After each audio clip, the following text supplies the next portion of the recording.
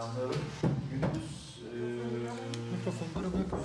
güzel ilgili daire başkanı arkadaşlarım var. DİSKİ'de çok uzun bir süredir artış yapılmamış.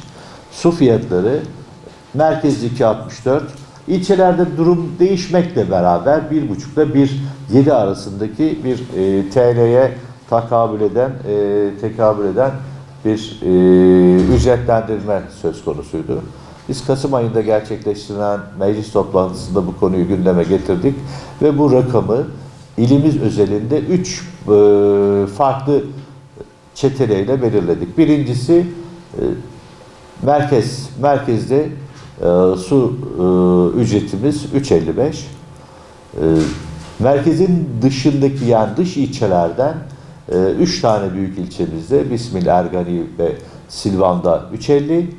Bunun dışında geriye kalan 10 tane ilçemizde de 3.45 olarak bu suyu fiyatını belirledik. Bu suyun fiyatını belirlerken neden hareket ettik? Başta girişte söylemiş olduğum gibi en önemli hususiyet bu. Artık bizim açımızdan mevcut durum, ekonomik durum ve beklentiler anlamında yürütmemiz gereken hizmet çerçevesi sürdürülebilir durumda değildi. En temel harcama kalemleri esas alınarak yapılan tespitte DİSKİ'ye suyun maliyeti 3.71 arkadaşlar. Biz ise bu maliyetin altında tuttuk.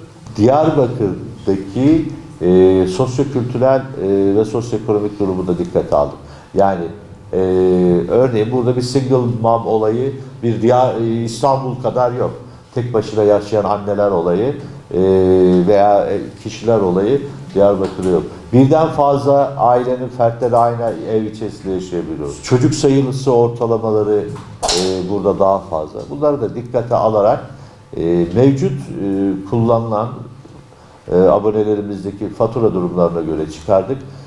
Bu şehrin %65'i 15 metreküpün altında kullandığı ortaya çıktı arkadaşlar. Bu şehrin kayıp kaçak oranı %62. Yani şu demek, 100 liralık su üretiyorsa bu şehirde 100 liralık suyun sadece 38 lirasını tahsil ediyor.